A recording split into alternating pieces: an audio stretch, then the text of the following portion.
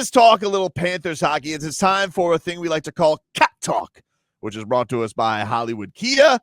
At Hollywood Kia, the #1 Kia dealer in all of Florida. Get the star treatment. We want to see you in a Hollywood Kia.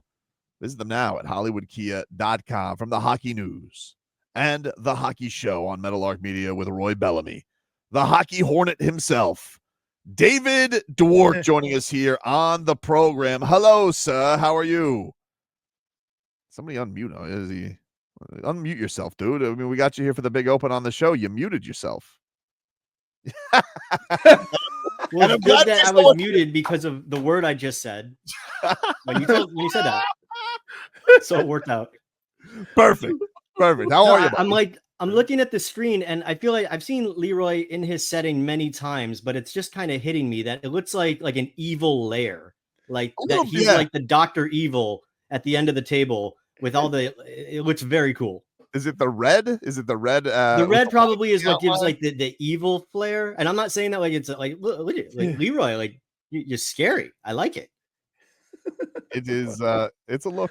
Nobody treats me like I'm scary. I do a show with Tobin, and it's like everybody sympathizes with me. They feel bad for me because Tobin does Tobin stuff. Fair. Well, maybe that's the arc. That's like your evil origin story. Dude, last night was a gut punch. I was staring at the screen for a while. I couldn't accept it. It was like, what the hell just happened? What happened? Yeah, a bad bounce. I mean, look, it sucks. Like, watching it happen, it felt like it was happening in slow motion because there was nothing but Panthers players around the puck, and then all of a sudden the puck goes sideways, and it just so happens that like the way that it hit the ice and bounced, and the way that it hit Sam Reinhart, it went in the perfect place where everybody wasn't.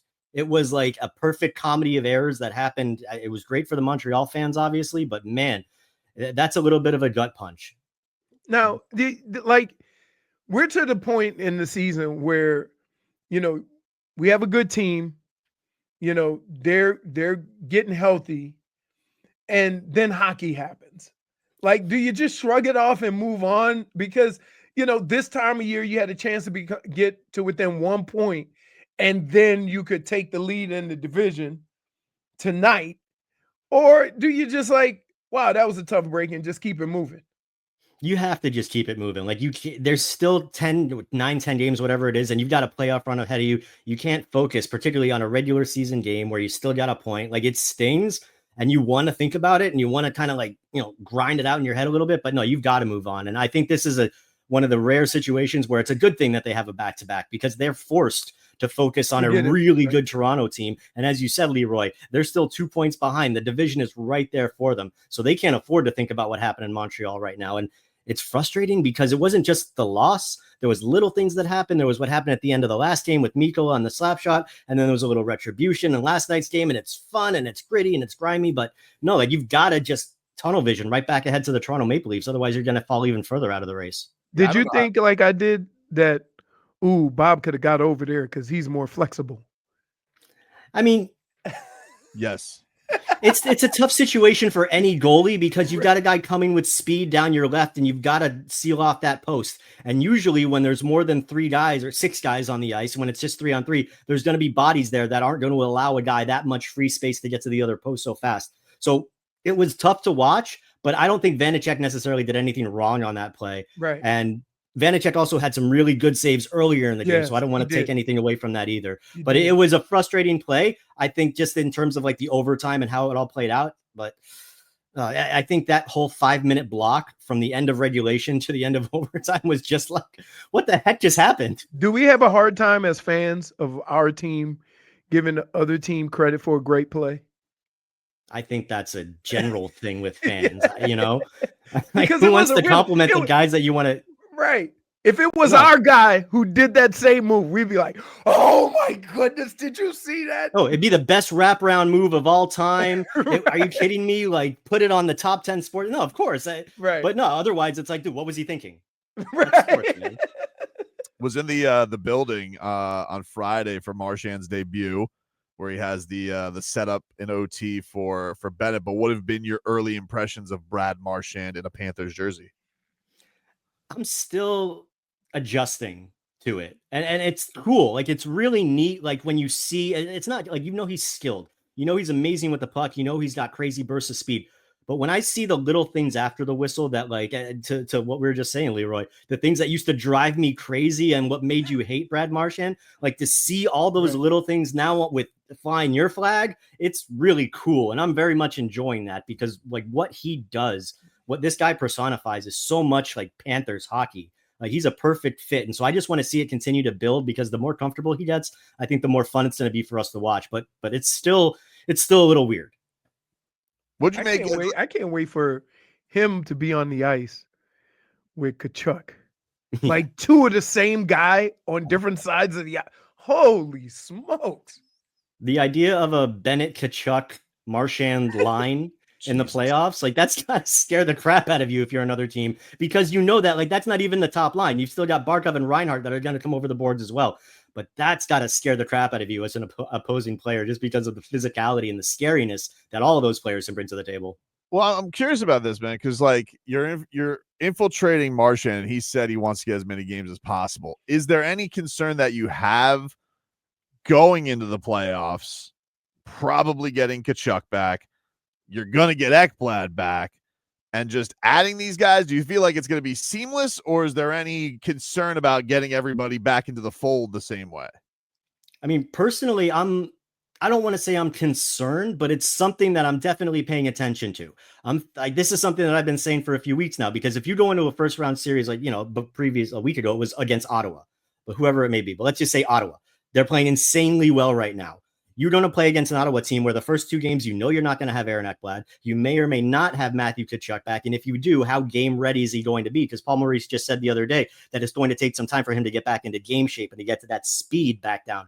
So God forbid you fall behind 2-0 at home on home ice to a really hot team that just made the playoffs. You're in a really bad spot. So I would assume that this is something that the Panthers are very aware of, and that they're going to do everything they can to mitigate that. But no matter what, it's got to be a little bit of a concern, just because that's hockey, that's sports. You can't just hit the ground running, especially in the playoffs. Mm-hmm. So hopefully the Panthers are able to prepare for that. But yes, it is something that I've thought about many times. Is there any concern that Kachuk's not going to, not Kachuk, that Ekblad's not going to be as energized? Like, is it, I'm curious, because stop. Like, how does this work when you come back? Like, does he get do they test him more? Like, is he going to be fine? Like, I don't know how this works in hockey. The lack of smoothness asking that question is very, very impressive. He's got no couth. He's got no couth. Well, I thought he was set up. Is Ekblad going to look smaller? What? Like, dude, you're trying to I don't know how to go about it. I know you got to interact with him. Oh my God! I'm sitting here. His number one rival last year was Koepka, and now it's potential supplements. David, welcome to my world. Yeah, right. Thank you. I can feel my lair changing around me. No, look, as far as we know, he took the wrong cold supplement. Like, this isn't necessarily a performance enhancing steroid type thing. Like, it's a long list, as you guys know, of things that could be on there. And we're not going to know ever. I can tell you that Ekblad has been skating. He's been working out. He's been doing everything he can to keep himself ready for the playoffs. To your specific question, I don't think that's going to be an issue, because I don't think necessarily it was an issue ahead of time. I think he's been playing very well just because he's been able to stay healthy. And even saying that, I feel like that kind of leads into what you were saying. But no, I don't think there's going to be much of an issue with Aaron Ekblad. I think based on the fact that he's healthy and that he's able to work out as much as he wants, that he should be able to hit the ground running as best as possible when we get to the playoffs. But still, you can't go from 0 to game 3 of the playoffs and just think it's all going to be good. You think that some of these organizations, and I would say like the NFL, the NBA, baseball, even hockey, that they do their players a disservice sometimes by not announcing what the infraction was or what the drug was, because a lot of times you can get suspended for something that is considered a diuretic and not necessarily an actual steroid or something like that. But when we hear failed the drug test, we immediately think steroids or something along those lines. I think in many cases that would be beneficial. But I think the problem is it's a slippery slope. And if you Mhm. start labeling the good ones, then the ones that don't get labeled, then you kind of know what it is. So you're trying to keep that a secret, but then you can't because, well, Right. he didn't do anything that wasn't okay, but not okay. But so I feel like, yes, that would be good for a lot of guys. And if that was the situation with Aaron Ekblad, which we don't know, then obviously that would be good for him to be able to say, look, I just made a little mistake. I wasn't trying to break the rules. But I think that would open a lot of guys up to a lot more exposure than maybe Right. they and their teams want them to be. So it's one of those situations where there's just no black and white answer. There's a lot of, like, I've seen it in the NFL. You can go to GNC and get a supplement off the counter and get flagged Yeah. and suspended. And I think a lot of people just make the assumption, I'm not going to mention any names, that it's steroids or something along those lines, when it could have been something like, I know in football, creatine. If you take creatine or something like that, that is also banned. I think during COVID, there were guys that like got suspended for taking like different cold supplements and things that they were trying to take just to like keep them from like not falling into the pandemic. And it was, oh wait, I didn't realize this was on the banned list because Right. this is, I It bought it at happens. Walgreens. Like, you know what I mean? Like, so yeah, Right. there's tons of things. Guys have to be very, very diligent with what they put into their bodies. Like, I don't think a lot of fans realize that. Like, they could buy something at Publix that could get them suspended and cost them millions of dollars. So Right. it's tough, but that's part of the life, right? Yep. Yeah, but the number one thing that we haven't mentioned that is important with Ekblad is he's a good boy and he would never do this. That's No, well, that- I mean, that- look, his wife also works in the medical profession, so like he should be very aware. So I think that's part of like why he put out that statement and why there was some shame in what happened. Just because if anybody should be like on No. top of this, right? It's him, right? The this season by Sam Miskevich lately, I mean, holy crap! It feels like this kid is I guess I don't know if you thought he was going to be this impressive this year, but I think we had him on the show, and it feels like this last month and a half that he's had, the kid just keeps lighting it up. Do you feel like this is going to also carry over into the playoffs for a rook like him, because he looks ready for the stage, man? You have no reason not to think, just because he's been on such a nice, steady ascension as the season has gone on. Paul Maurice has thrown a lot of credit to him being paired up with Sam Bennett and the chemistry that they have on and off the ice, and Sam kind of taking Mackey under his wing a little bit. But I think with especially young hockey players, but hockey players in general, confidence is such a huge part of success. And right now, I don't think that kid's probably ever felt as confident as he is right now. Maybe when he was in Michigan and college and doing Frozen Fours and all that. But I mean, this is the NHL. This is the best of the best. And he's out there and he's scoring goals like hotcakes right now. He's getting time on the top power play. He's getting pushed up the lines when the game is late and when they need a little offense. Paul Maurice has put him on the top line here and there. So the confidence both in the player and the coaching staff has in the player is growing. I keep going back to what I said before about the playoffs being a different beast, and Mackey's never experienced that before. Some guys are able to continue, and some guys it's overwhelming at first. Now, I would think that guys like Sam Bennett particularly, but this Panthers team would have him prepared for that. But it's been fun just to watch him kind of grow this year, to use his speed, to use his skill. We've heard a lot that this guy's got a crazy shot, but to see him actually putting it into good use, finding room to get one-timers off. Like, I love that they got him on the first power play, just because that's only going to build confidence more. It's been really fun because we haven't seen a rookie kind of blow up like this with the Panthers in a while. Like, you think Anton Lundell, he's been an amazing young player, but he had a great first year. He hasn't like blown up like that. He's just been an amazingly consistent, baby Barkey. So to see Mackey kind of take off like this as a first round pick is somebody that the Panthers could really need, because you guys know you need those cheap young contracts to supplement all those big deals at the top when you want to build something good and go after that D word that we keep talking about, that dynasty that they're trying to do. So this would be a big part of it. And to see Mackey taken off, like it's been really cool and really fun.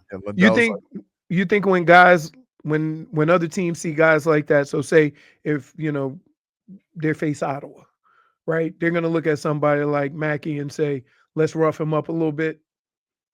Yeah, why not? You're going to put a target on those guys' backs, because you don't know necessarily how they're going to respond. And anything you can do to get under a guy's skin, especially in the playoffs, you're going to take every little thing to your advantage. And that's where having a guy like Brad Marchand is such a benefit, just because he knows like so many of those little things that are going to get under so many guys' skin, as many of his teammates in Florida do. But yeah, no, to answer your question, absolutely. If I'm Ottawa or Montreal or whoever that their first round opponent may be, There are guys that you're going to be talking about. I want to try to poke this guy. I want to try to target this guy. I think I can get under this guy's skin and piss him off. Like, absolutely. I love the idea of Lundell like wanting to have the fun that Samoskevich has, and like Barkey's like, is that the Finnish way? Is that a smile? You having too much fun? Buddy, appreciate the time. Enjoy the action tonight. Go follow David Dwork's work. He is the best out there covering the Panthers. We love him. The hockey news, and you can hear him on the hockey show, Meadowlark Media with Roy Bellamy. Hockey Hornet, it was a pleasure. Buzz. Love to Marcos and Jen. Thanks for having me on, guys. All right. Bye, Hockey Hornet.